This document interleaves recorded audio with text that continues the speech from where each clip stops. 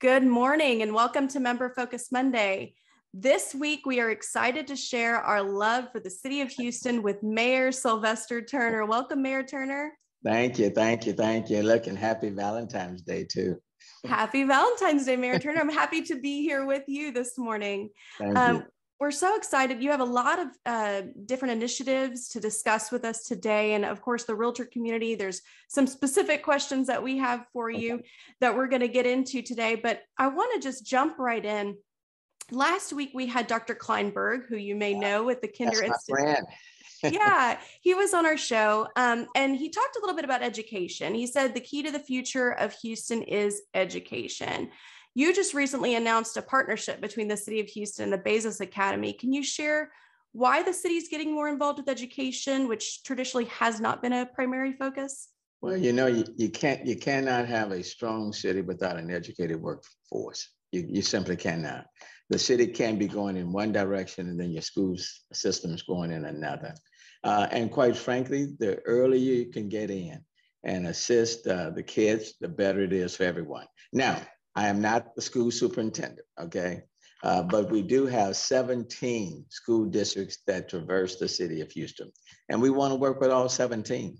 So I thought when I came in 2016, instead of just being separate on a different track, why not set up like an office of education to work more closely with these 17 superintendents, with our community colleges, with our colleges and universities, so that we're all on the same track.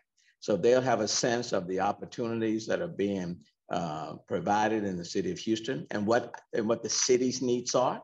And then they can better educate their kids, knowing what the direction in which the city is going.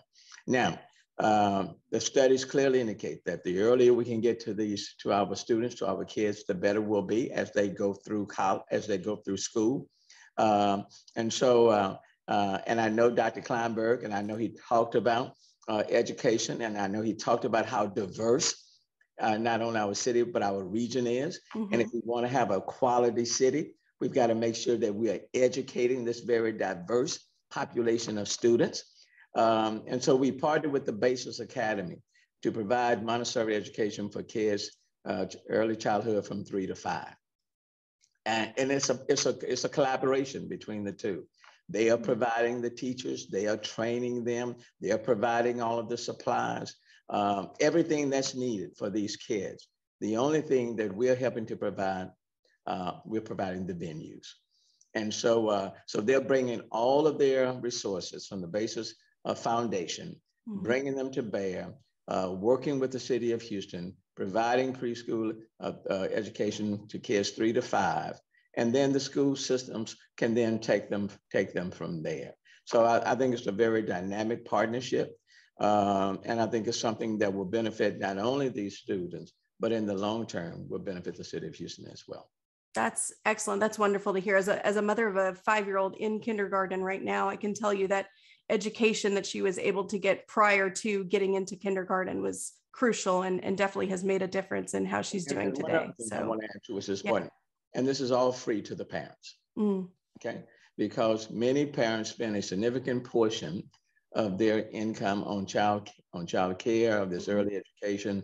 Everything that's being provided, being offered, is free to the parents, okay? And these Montessori schools will be opening up throughout the city of Houston. Right now, there are 4. We've signed agreements with 4, but we're anticipating to go up to as many as 10 in the city of Houston. That's excellent. That's excellent news. I'm happy to hear about that. Let's talk a little bit about the Complete Communities program. I know it started with 5 neighborhoods and now has expanded to 10. Yes. So can you give us an update about it, but also tell us a little bit about it for anybody who's not familiar with that program? You know, when I came in as mayor in 2016, I said I didn't want to be the mayor of 2 cities and 1, the cities of have and have nots. And so the focus of Complete Communities is the focus on communities, neighborhoods that have been underserved and under-resourced in our city for an extended period of time, for decades. And the focus is on, for example, providing quality neighborhood schools, okay? Bezos fits into the strategy for Complete Community, the Bezos Academies. It's about parks and green space, quality parks and green space, neighborhood parks. And we have over 300, for example, neighborhood parks. We have a lot of signature parks, but we also need to, this is Valentine Day, we need to show some love to a lot of these neighborhood parks that can really change the character of these communities and neighborhoods and make them safer. It's about providing economic, business, and job opportunities. So, for example, my Hire Houston Youth Summer Internship Program. When I came in, we were providing, even with the public sector, private sector, 450 jobs. This year, the goal is to provide 12 to 15,000 summer interns. And most of these job opportunities are offered by the private sector. We just partner with them, and many of these opportunities are in these neighborhoods. It's about housing, quality grocery stores, because still in some neighborhoods we have too many food deserts. But these communities want to attract the quality grocery stores until you have the rooftops. And realtors, Houston area realtors. So we need homes, single family homes in these communities. Even multi-family developments and others, but certainly single-family homes to be able to attract quality grocery stores. All of these things somewhat align. And then basic infrastructure. So there are a lot of things that are needed. The city doesn't have the resources on its own. So the whole notion behind this program is to partner with the private sector, financial institutions, faith-based organizations, developers, and others to leverage resources on top of one another to transform these communities in a shorter period of time. Okay, that makes sense. Let's talk a little bit about real estate, actually, because Houston was long touted as one of the most affordable large cities in the country. But with the increase in real estate pricing in the past several years, that's really no longer true. So what is the city doing to make sure that people can afford a place to live in the Houston area? Yeah, the inventory is not as deep as it used to be.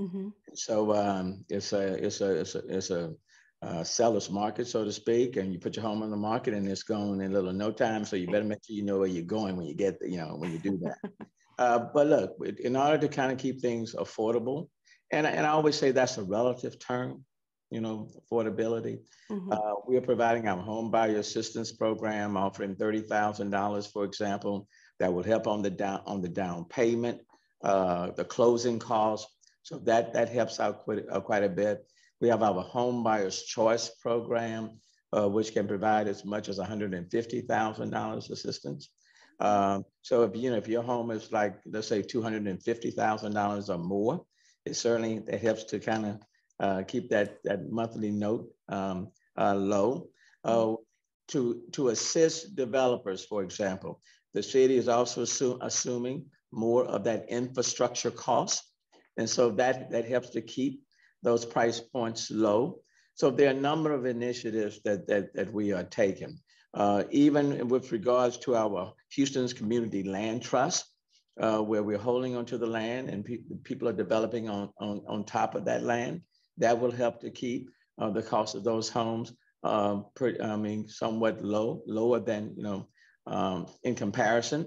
So there are a number of things that we are seeking to do to maintain the affordability of homes. But again, that's a relative term. And then we want to also provide people with even better job opportunities so that they can make more. If they can make more, then they can afford more. And so whether they're high-tech jobs that's taking advantage of the fact that this is the energy capital of the world, the largest medical center in the world, the #1 port in the United States, Johnson Space Center, our focus on establishing this innovative ecosystem that's attracting tech firms and companies from all over. If we can do that and put people in a better place, then they'll be in a better position to afford more. And then affordability really does become relative. But we don't want the sort of situation that people cannot afford to live in the city of Houston.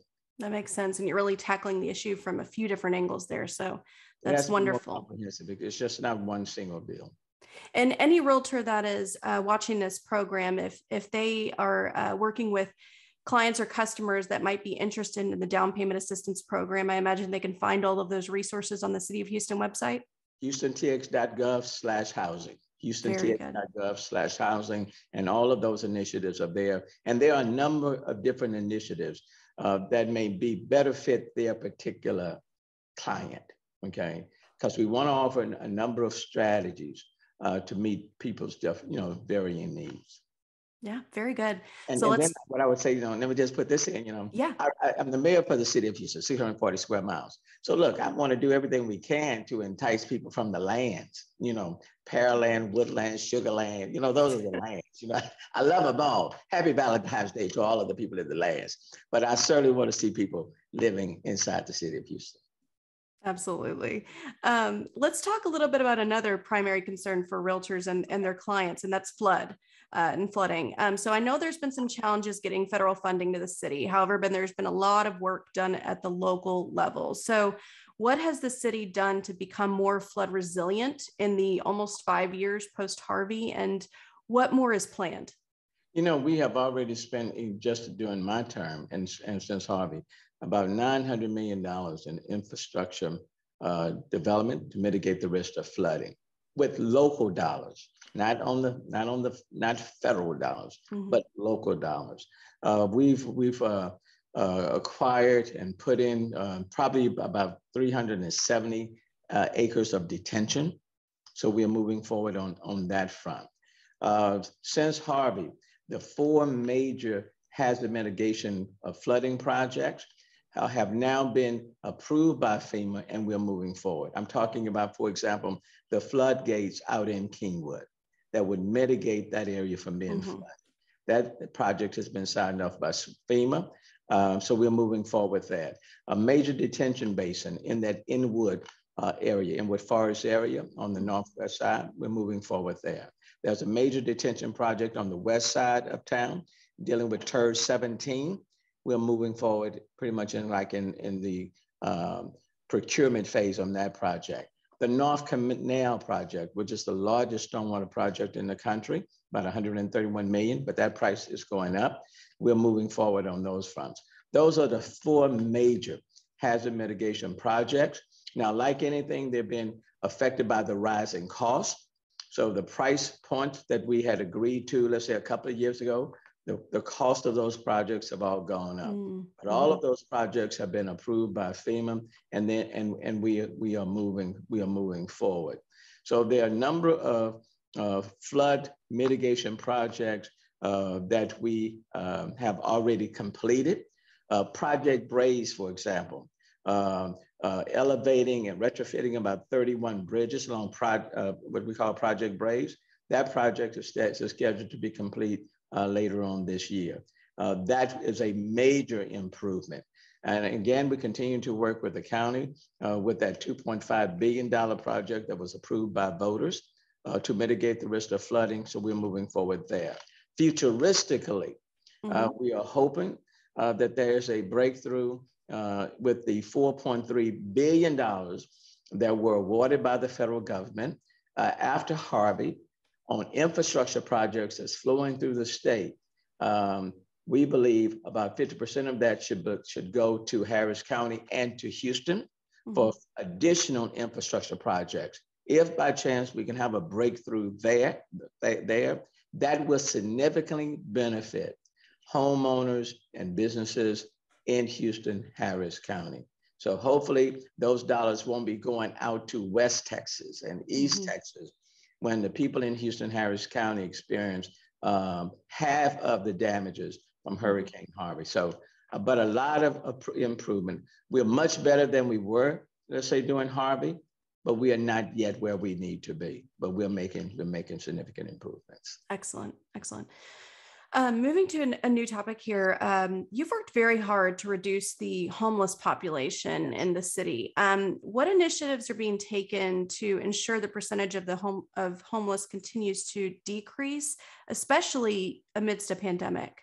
And I would tell you, and let me underscore the we on that. As you know, it hasn't been myself. It's working the city of Houston, and on this one, it's working with Harris County. We put forth a $65 million initiative on homelessness a little more than a year ago. The goal was to place 5,000 people, take them off the streets and put them in housing with wraparound services. Instead of doing 5,000 in the last 12 to 14 months, we housed 7,000 people. That was a significant effort. We just announced phase 2 of that initiative, again with the county. We are investing $100 million, the largest ever put forth in addressing homelessness. And the goal this time, again, is to take 7,000 people off the streets of the city of Houston and Harris County and put them in housing with wraparound supportive services. And what we have found is that when we provide the wraparound services, 2 years from this point, 90% of them are still effectively housed. Wonderful. So we've done, and I'm very proud of the fact of what we've done in reducing the homeless population. The goal is for the city of Houston to be the first city in the country that effectively removes homelessness as an issue in our cities. And I think we have the capability of doing that. And if people will notice, there are a number of camps, encampments that have been in our city that have already been decommissioned. But what I would tell you, it's an ongoing effort. We decommission the camps, and then we have to be diligent in keeping people from coming right back to those spots after these encampments have been decommissioned. But the number of people who are homeless in our city has dropped. And now we are truly dealing with what we define as the chronic homeless, those who are just the most difficult to house in the city of Houston. Well, those are very encouraging numbers. So hopefully they will continue to continue to increase the amount of people that are no longer homeless. So that's wonderful. Let's talk a little bit about crime. There was some questions that we got from our members leading up to this interview about crime, which I'm sure you expected. You announced the One Safe Houston Crime Reduction Initiative recently. I know it has 4 parts to it. Can you briefly explain what those are? Yeah, and look, crime is public safety is my number 1 priority, even above flooding. So public safety is number 1. Mm-hmm. And in order to effectively address it, it needs to be comprehensive and holistic, okay? And that's what we put forth in One Safe Houston plan. And I hope people will pull it up and take a look at it. The focus is on crime prevention and reduction. The second piece is on what we call crisis intervention. Third is dealing with our community partners. And fourth is our youth outreach. So in One Safe Houston, for example, we recognize that we need more boots on the ground. So the plan calls to be through an overtime program to add 125 more police officers to our streets, to the patrol on per day. It is a costly item. It is about 5.7 million, but it's adding more police. In addition, we are continuing to graduate people through the police cadet classes. So for example, another class will be graduating on March the 4th. So as we work to add more police through the cadet classes, we're also putting more boots on the ground through the overtime program. It calls for adding additional park rangers because we want people to feel safe being out in our parks, families, joggers, walkers. And so we're bringing more park rangers to supplement or complement the more police that will be on the ground. There are way too many guns on our streets, way too many guns. So a part of the initiative is a $1 million gun buyback program. Now we recognize that many people lawfully have their guns. We're not trying to get people to turn them over, but at the same time, there are way too many guns. And if, for example, we can take possession of guns that would have been used in committing a crime and hurting other folk, then that's $1 million worth spending. And so, it's also intended to highlight the fact that there are way too many. I am disappointed that the legislature passed House Bill 1927, permitless carry. And I hope people will go and take a look at that because it says you can have a gun without having a license or permit or training. And I do not think that was good policy. But the $1 million gun buyback program, we're utilizing more technology, whether it's shot spotter, whether it's license plate readers, more cameras. There are certain businesses, for example, that just have a history of crime, okay? And so through City Council, I'm putting forth an ordinance that would mandate certain businesses to put up cameras okay, that will be outwardly faced, that the police can access when there are crimes that are being committed. We think that'll serve two purposes: a deterrence, and at the same time, it will help in crime and in solving some of these crimes. So we are doing that. And then the other piece with respect to crime and crisis intervention. There are a number of people, for example, that may be facing mental behavioral health issues. It will be better for others to approach them than just the police. We ask police to do way too many things. So we're putting more money on clinicians and others who can respond to those calls.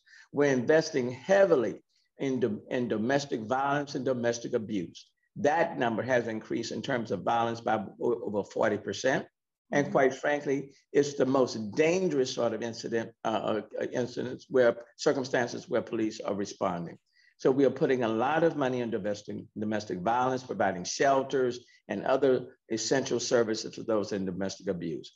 And then we're partnering with our community partners like Crime Stoppers and others to encourage people to provide tips. We're putting what we call more community disruptors and community investors in the communities to assist in turning people or providing advice that will steer people away from crime.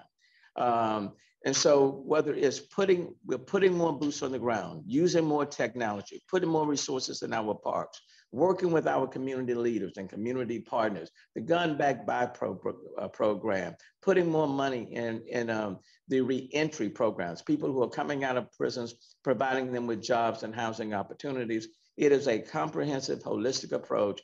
We're investing $44 million in our public safety initiative, and we believe that it will achieve meaningful results. Having said all of that, Christina, let me also underscore, even when we do this, the community must do its part. So people must also participate. If they know something, they have to say something. If they know of people who have committed crimes, they need to say something. And then we've got 100,000 cases that are backlogged in Harris County in our criminal justice system. If we do everything that I have named, if that backlog is not significantly reduced, we are still going to be up against it.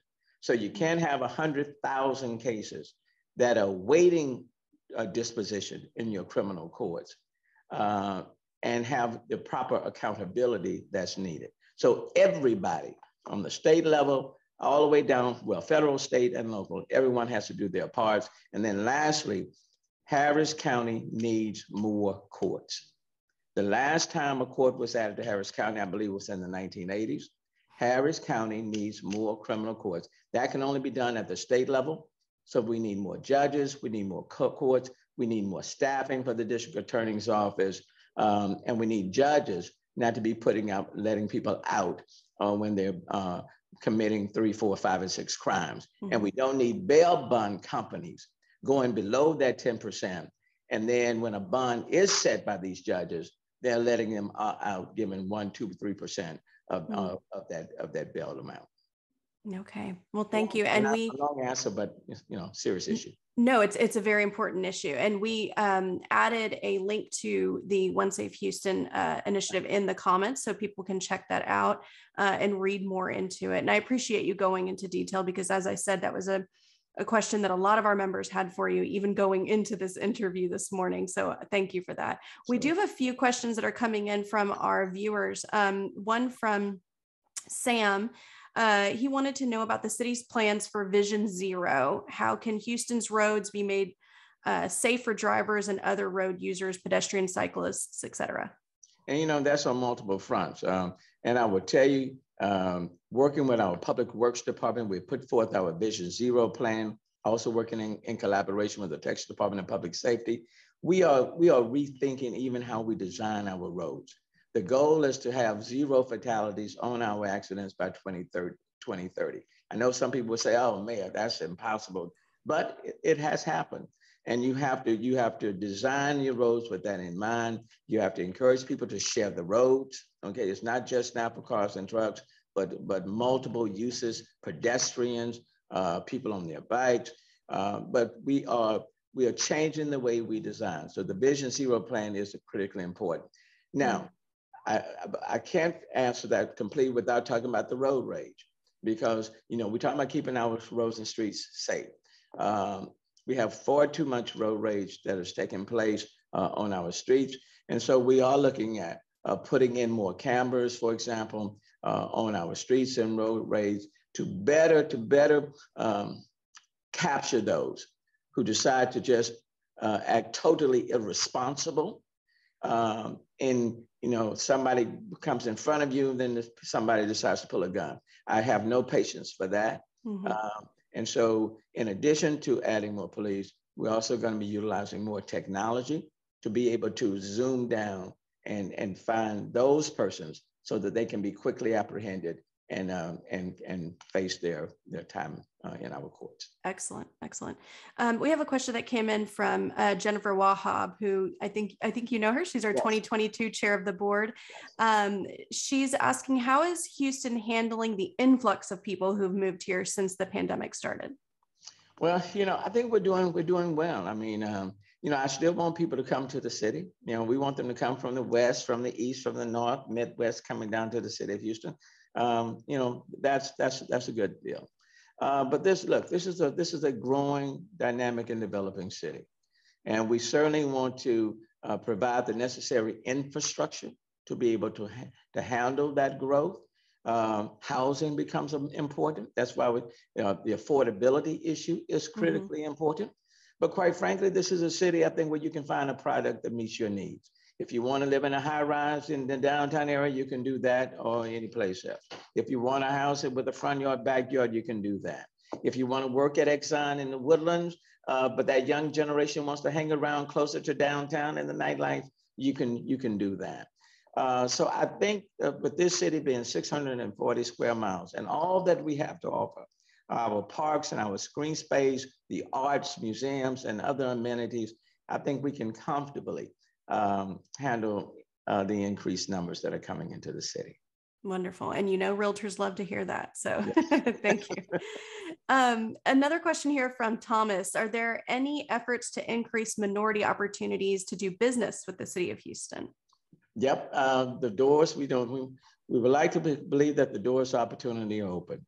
If you have a certain gift, a certain talent, a product, and you market that product or put it out there, make it available, we believe you're doing business in the most diverse city in the United States. This is a pluralistic society, the city of Houston. And even with the city of Houston, we try to be mindful of that. And we want to do business with people from all walks of life in our city. And I think we have a track record that demonstrates that. We encourage other businesses to do the same. We've said that this is the new Atlanta, right here in the city of Houston. That regardless of where you may have lived in this city, people are receptive to doing business. You have a product, and it's a good product. There will be business opportunities for you, and you will do well. Okay. You mentioned a few infrastructure projects already with flood and with the roadways. Are there any other infrastructure expansion projects on the horizon? There are in this city. Look, there always. There are a number of them. Mm-hmm. I would tell you, for example, when I came in, there was a consent decree that was on my desk that had plagued the city since 2010. We have now resolved that issue with the Department of Justice, with the Environmental Protection Agency, and it's dealing with what we call sanitary sewer overflows, SSOs. And we will be spending over the next 15 years, probably more than $5 billion on improving our sanitary sewer overcharges, which will benefit homeowners and people who live in our city. And so that's good news. That's a plus. Our green stormwater improvement project's a plus. The Northeast Water Purification Plant, that's the largest in the United States and might be the largest in the world. We are well into that project, and it will provide more water opportunities, especially on that Northeast and Northeast region. So we're moving forward on that front.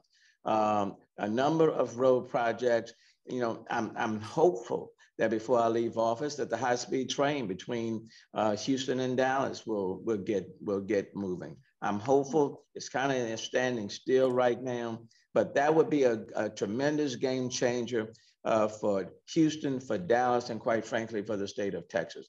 I really want to see that happening. On infrastructure, major developments taking place at Intercontinental Airport, at Harvey, and at Ellington Field, which is a spaceport center now. So those three airports, major developments that are taking place all over the city of Houston. You will see that the infrastructure being developed, more coming, and I suspect that will be taking place for years and years to come. Way after I leave as being mayor, a lot of infrastructure development will be taking place in the city. Okay.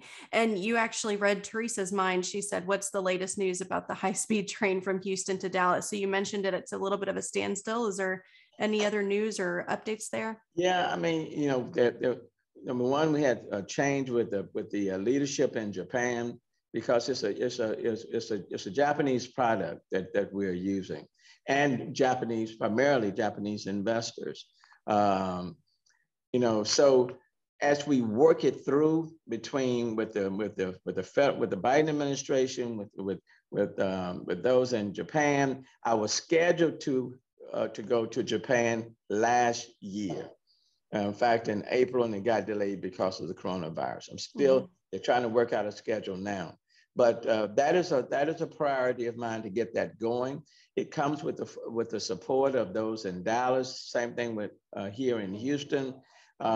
It would be a major game changer to be able to go from Houston to Dallas, from Dallas to Houston in 90 minutes, 205 miles per hour. It will create 10,000 jobs. It would be a huge economic multiplier for the whole region and for the state. It would be transformational. It would attract more people from all over the world here to the state of Texas. I'm hopeful, but we're going to continue to push between now and the time I leave. But hopefully before I leave, that will happen.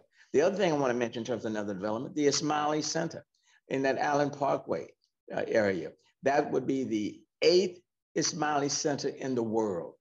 That's like a $250 million development. That is in the design stage, and that's moving forward. And I'm really excited about that, because that will be another global attraction to the city of Houston. Wonderful. Well, Mayor Turner, we like to ask this of our elected leaders. Is there anything we, the realtor community, can do to help you with any of your initiatives going forward? What I would say, just join in and help us to sell our city. This is a great city, and a lot of positive things that are taking place in our city.